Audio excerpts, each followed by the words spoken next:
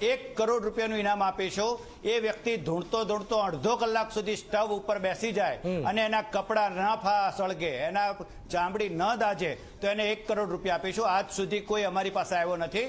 હું આપને કહું છું કે શ્રદ્ધા એ જ અંધશ્રદ્ધા છે। તમને ફરીવાર એક કહું છું કે શ્રદ્ધા અને વિશ્વાસ વચ્ચેના શબ્દોનો ફેર શું છે।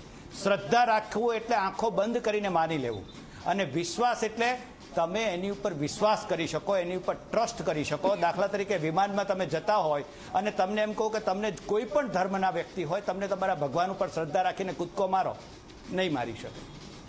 જ્યારે તમને હું એમ કહું કે આ પેરાશૂટ છે, પેરાશૂટ પહેરી લો અને કૂદકો મારો, તો તમે ઘડીનો પણ વિલંબ નહીં કરો અને કૂદકો મારી દેશો, કેમ કે તમને ખબર છે, વિશ્વાસ છે, ટ્રસ્ટ છે કે આ પેરાશૂટ મને કશું જ નહીં થવા દે।